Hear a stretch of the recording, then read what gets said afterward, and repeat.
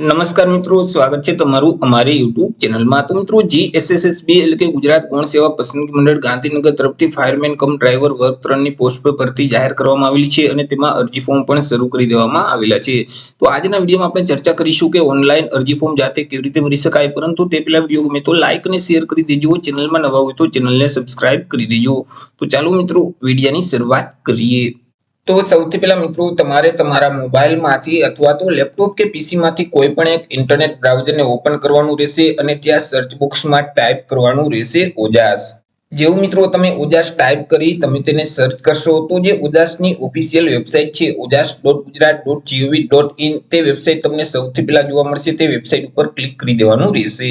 Website ઉપર click કરશો એટલે ઓજાસનું પોર્ટલ ઓપન થઈ જશે। હવે અહીં જે મેનુ આપેલ છે તેમાં ઓનલાઈન એપ્લિકેશનનો ઓપ્શન જોવા મળશે, તેના ઉપર ક્લિક કરશો તો સબ મેનુ ઓપન થઈ જશે। તેમાં સૌથી પહેલા એપ્લાયનો જે ઓપ્શન છે તેના ઉપર ક્લિક કરી દેવાનું રહેશે, જેથી કરી ફરીથી આ મુજબની એક સ્ક્રીન ઓપન થઈ જશે। તો અહીંથી તમારે ડિપાર્ટમેન્ટ સિલેક્ટ કરવાનું રહેશે। તો આપણે જીએસએસબી એટલે કે ગુજરાત ગૌણ સેવા પસંદગી મંડળને સિલેક્ટ કરીશું, જેથી કરી મિત્રો જીએસએસબી એટલે કે ગુજરાત ગૌણ સેવા પસંદગી મંડળ ગાંધીનગર તરફથી જેટલી ભરતીમાં અરજી ફોર્મ શરૂ હશે તેનું લિસ્ટ આપણે જોવા મળશે। હાલ અત્યારે એક જ ભરતીમાં અરજી ફોર્મ શરૂ છે, ફાયરમેન કમ ડ્રાઈવર।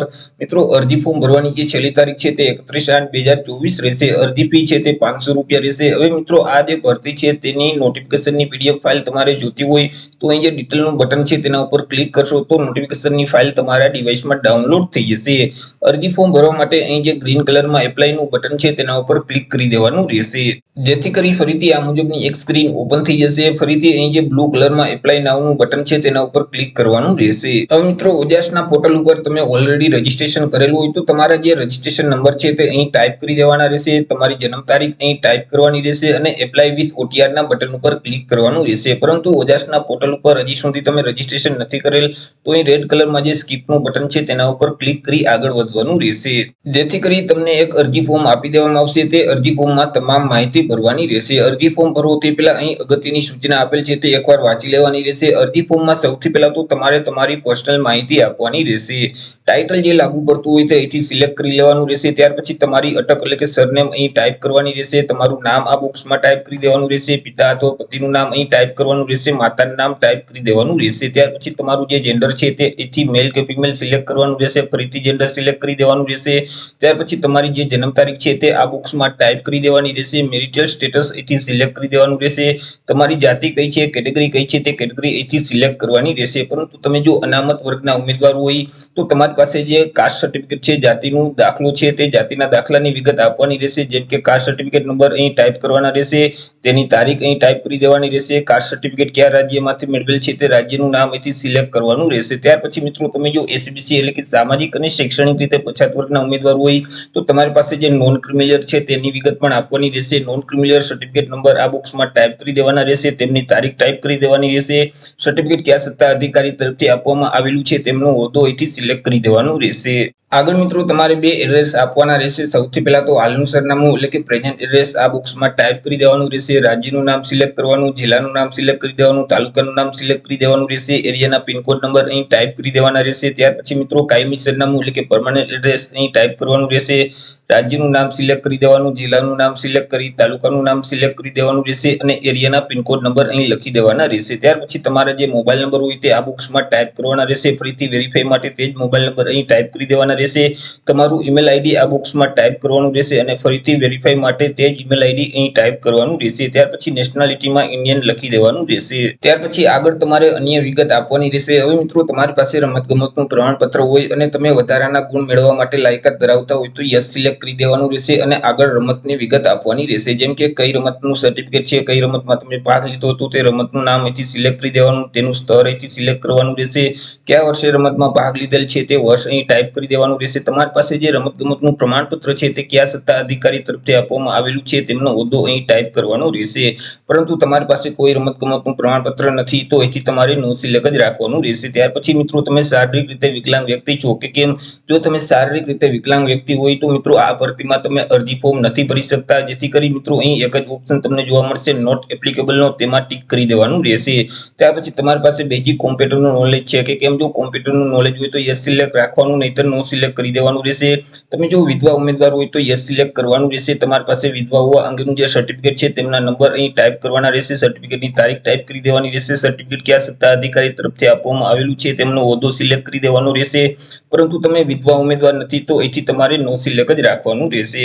ત્યાર પછી તમે માજી સૈનિક છો કે કેમ, જો માજી સૈનિક હોય તો યસ સિલેક્ટ કરવાનું રહેશે. અને તમે હાલ અત્યારે રિટાયર થઈ ગયેલા છો કે 1 વર્ષની અંદર રિટાયર થવાના છો તે સ્ટેટસ અહીંથી સિલેક્ટ કરી દેવાનું રહેશે. ત્યાર પછી માજી સૈનિક હોય તો કઈ તારીખથી કઈ તારીખ સુધીમાં તમે જોબ કરેલ છે તે બંને તારીખ લખી દેવાની રહેશે. તમારી પાસે માજી સૈનિક હોવા અંગેનું આઈ કાર્ડ છે તેમના નંબર અહીં ટાઈપ કરવાના રહેશે. આઈ કાર્ડ કઈ તારીખે આપવામાં આવેલું છે તે તારીખ અહીં ટાઈપ કરી દેવાની રહેશે. આઈ કાર્ડ કોના તરફથી આપવામાં આવેલું છે તેમનો હોદ્દો અહીંથી સિલેક્ટ કરી દેવાનો રહેશે. પરંતુ તમે માજી સૈનિક નથી તો અહીંથી તમારે નો સિલેક્ટ જ રાખવાનું રહેશે.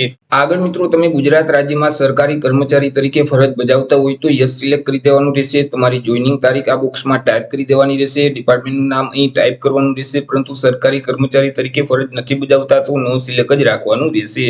ત્યાર પછી તમારી પાસે HMV એટલે કે હેવી મોટર વ્હીકલનું લાયસન્સ છે તેમના લાયસન્સ નંબર આ બોક્સમાં ટાઈપ કરી દેવાના રહેશે. લાયસન્સની ઇસ્યુ તારીખ આ બોક્સમાં ટાઈપ કરવાની રહેશે અને લાયસન્સની એક્સપાયરી તારીખ છે તે અહીં ટાઈપ કરી દેવાની રહેશે. ત્યાર પછી તમારે ભાષાની માહિતી આપવાની રહેશે. અહીં તમને અલગ અલગ 3 લેંગ્વેજ જોવા મળશે, ઇંગ્લિશ, હિન્દી અને ગુજરાતી. જે લેંગ્વેજ તમે રીડ કરી શકતા હોય તેની સામે જે ચેકબોક્સ છે તેમાં ટીક કરી દેવાનું રહેશે. જે લેંગ્વેજ તમે લખી શકતા હોય તેની સામે જે ચેકબોક્સ છે તેમાં ટીક કરી દેવાનું રહેશે. જે લેંગ્વેજ તમે બોલી શકતા હોય તો તેની સામે જે ચેકબોક્સ છે તેમાં ટીક કરવાનું રહેશે. આગળ મિત્રો તમારે શૈક્ષણિક લાયકાત એટલે કે એજ્યુકેશન ક્વોલિફિકેશનની વિગત આપવાની રહેશે. તમે જે ડિગ્રી પાસ કરેલ છે એટલે કે ધોરણ 12 પાસ અથવા તો તે સમકક્ષની પરીક્ષા પાસ કરેલ હોય તો અહીંથી તમારે તે સિલેક્ટ કરી દેવાનું રહેશે. તેમાં મેળવેલ ટકાવારી આ બોક્સમાં ટાઈપ કરવાની રહેશે. મેળવેલ ક્લાસ અહીંથી સિલેક્ટ કરી દેવાનું રહેશે. ત્યાર પછી બોર્ડનું નામ આ બોક્સમાં ટાઈપ કરવાનું, રાજ્યનું નામ ટાઈપ કરી દેવાનું, પાસિંગ યર આ બોક્સમાં ટાઈપ કરી દેવાનું રહેશે. ટોટલ ટ્રાય નંબર ટાઈપ કરી દેવાના રહેશે અને છેલ્લી એક્ઝામના સીટ નંબર આ બોક્સમાં ટાઈપ કરવાના રહેશે. ત્યાર પછી મિત્રો તમે જે ફાયરમેનનો કોર્સ પાસ કરેલ છે, તમે જે કોર્સ કરેલું હોય તે કોર્સનું નામ અહીંથી સિલેક્ટ કરી દેવાનું રહેશે. તેમાં મેળવેલ ટકાવારી ટાઈપ કરવાની, ક્લાસ સિલેક્ટ કરી દેવાનો, ઇન્સ્ટિટ્યૂટનું નામ આ બોક્સમાં ટાઈપ કરી દેવાનું રહેશે. રાજ્યનું નામ ટાઈપ કરી અને પાસિંગ યર આ બોક્સમાં ટાઈપ કરવાનું રહેશે. ત્યાર પછી તમને એક ડિક્લેરેશન જોવા મળશે તે એકવાર વાંચી લેવાનું રહેશે. એક્સેપ્ટ કરવા માટે યસના બટન ઉપર ક્લિક કરી અને સેવના બટન ઉપર ક્લિક કરી દેવાનું રહેશે. જેવું મિત્રો તમે સેવના બટન ઉપર ક્લિક કરશો તો તમારી અરજી છે તે સેવ થઈ જશે. આગળ તમને એક અરજી નંબર આપી દેવામાં આવશે. તે નંબર તમારે સાચવી રાખવાનો રહેશે, કારણ કે હજી આગળ તમારે ફોટો અને સિગ્નેચર અપલોડ કરવાના છે. ત્યાર પછી તમારે તમારી અરજીને કન્ફર્મ કરવાની રહેશે. જ્યાં સુધી તમે તમારી અરજીને કન્ફર્મ નહીં કરો ત્યાં સુધી અરજી માન્ય રહેતી નથી. ફોટો અને સિગ્નેચરને અપલોડ કરવા માટે ફરીથી તમારે હોમ સ્ક્રીન ઉપર આવી જવાનું રહેશે. અહીં જે મેનુ છે તેમાં ઓનલાઈન એપ્લિકેશનનો ઓપ્શન જોવા મળશે. તેના ઉપર ક્લિક કરશો તો સબ મેનુમાં અપલોડ ફોટો એન્ડ સિગ્નેચરનો ઓપ્શન જોવા મળે છે. તેના ઉપર ક્લિક કરવાનું રહેશે. આગળ તમારી પાસે અરજીની વિગત માંગશે. તમારા અરજી નંબર આ બોક્સમાં ટાઈપ કરી દેવાના રહેશે. તમારી જન્મ તારીખ અહીં ટાઈપ કરી ઓકેના બટન ઉપર ક્લિક કરવાનું રહેશે. જેથી કરી મિત્રો આગળ આ મુજબની એક સ્ક્રીન ઓપન થઈ જશે. મિત્રો તમે ફોટો અને સિગ્નેચરની જે ફાઇલ અપલોડ કરો છો તે ફાઇલનું ફોર્મેટ JPG ફોર્મેટ હોવું જોઈએ. ફાઇલની સાઇઝ છે તે 15 KB કરતા ઓછી હોવી જોઈએ. સૌથી પહેલા પાસપોર્ટ સાઇઝનો ફોટોગ્રાફ અપલોડ કરવાનો રહેશે. ચોઈસ ફાઇલના બટન ઉપર ક્લિક કરી અને ફોટાને સિલેક્ટ કરી દેવાનો રહેશે. ત્યાર પછી અપલોડના બટન ઉપર ક્લિક કરશો તો ફોટોગ્રાફ અપલોડ થઈ જશે. એવી રીતે નીચે સિગ્નેચર અપલોડ કરવાની રહેશે. ચોઈસ ફાઇલનું બટન જોવા મળે છે તેના ઉપર ક્લિક કરી સિગ્નેચરને સિલેક્ટ કરી દેવાની રહેશે. ત્યાર પછી અપલોડના બટન ઉપર ક્લિક કરશો તો અહીં સિગ્નેચર અપલોડ થઈ જશે. ફોટો અને સિગ્નેચરને અપલોડ કર્યા પછી આગળ તમારે મિત્રો તમારી અરજીને કન્ફર્મ કરવાની રહેશે. અરજીને કન્ફર્મ કરવા માટે ઓનલાઈન એપ્લિકેશનના બટન ઉપર ક્લિક કરશો તો સબ મેનુમાં કન્ફર્મનો ઓપ્શન જોવા મળે છે. તેના ઉપર ક્લિક કરવાનું રહેશે. જેથી કરી મિત્રો ફરીથી તમારી પાસે અરજીની વિગત માંગશે. જેમ કે મિત્રો તમારા જે અરજી નંબર છે તે અરજી નંબર અહીં ટાઈપ કરી દેવાના રહેશે. તમારી જે જન્મ તારીખ છે તે અહીં ટાઈપ કરવાની રહેશે અને ઓકેના બટન ઉપર ક્લિક કરી દેવાનું રહેશે. જેથી કરી મિત્રો તમામ વિગત તમારી જોવા મળશે તે એકવાર ચેક કરી લેવાની રહેશે. ત્યાર પછી અહીં જે નીચે કન્ફર્મ એપ્લિકેશનનું બટન જોવા મળે છે તેના ઉપર ક્લિક કરી તમારે અરજીને કન્ફર્મ કરી દેવાની રહેશે. તમે અરજીને કન્ફર્મ કરશો એટલે તમને એક કન્ફર્મેશન નંબર આપી દેવામાં આવશે. તે નંબર તમારે સાચવી રાખવાના રહેશે. આગળ મિત્રો તમે સામાન્ય વર્ગના ઉમેદવાર હોય તો તમારે અરજી ફી પણ ભરવાની રહેશે. અરજી ફી ભરવા માટે અહીં જે મેનુ આપેલ છે તેમાં ફીનો ઓપ્શન જોવા મળશે. તેના ઉપર ક્લિક કરશો તો સબ મેનુમાં સૌથી પહેલા ઓનલાઈન અથવા તો પોસ્ટ ઓફિસ ચલણનો ઓપ્શન જોવા મળશે. તેના ઉપર ક્લિક કરી દેવાનું રહેશે. જેથી કરી આ મુજબની એક સ્ક્રીન ઓપન થઈ જશે. હવે મિત્રો અહીંથી તમારે ફાયરમેન કમ ડ્રાઈવરને સિલેક્ટ કરી દેવાનું રહેશે. ત્યાર પછી કન્ફર્મેશન નંબર અને જન્મ તારીખ ટાઈપ કરી અને અહીં તમને એક ઓપ્શન જોવા મળશે ઓનલાઈન પેમેન્ટ ઓફ ફી. તેના ઉપર ક્લિક કરશો તો મિત્રો આગળ તમારા પાસે બેંકની વિગત માંગશે. તે બેંકની વિગત ફિલ કરી અને ઓટીપીના બોક્સમાં ટાઈપ કરી સબમિટના બટન ઉપર ક્લિક કરશો તો અહીં ઓનલાઈન પરીક્ષા ફી ભરાઈ જશે. પરીક્ષા ફી ભરાઈ ગયા પછી તેની રિસિપ્ટ તમારે ડાઉનલોડ કરવી હોય તો અહીં તમને ઓપ્શન જોવા મળશે ઓનલાઈન પેમેન્ટ રિસિપ્ટનો અને અરજી ફોર્મની પ્રિન્ટ તમારે ડાઉનલોડ કરવી હોય તો અહીં તમને પ્રિન્ટ એપ્લિકેશન ફોર્મનો ઓપ્શન જોવા મળશે. તો આવી રીતે મિત્રો જે ફાયરમેન કમ ડ્રાઈવરની પોસ્ટ પર ભરતી જાહેર કરવામાં આવેલી છે ગૌણ સેવા પસંદગી મંડળ દ્વારા, તો તેમાં તમે જાતે જ ઓનલાઈન અરજી ફોર્મ ભરી શકો છો. આશા રાખું છું વિડીયો પસંદ પડ્યો હશે. વિડીયો પસંદ પડ્યો તો લાઈક અને શેર કરી દેજો. ચેનલમાં નવા હોય તો ચેનલને સબસ્ક્રાઇબ કરી દેજો.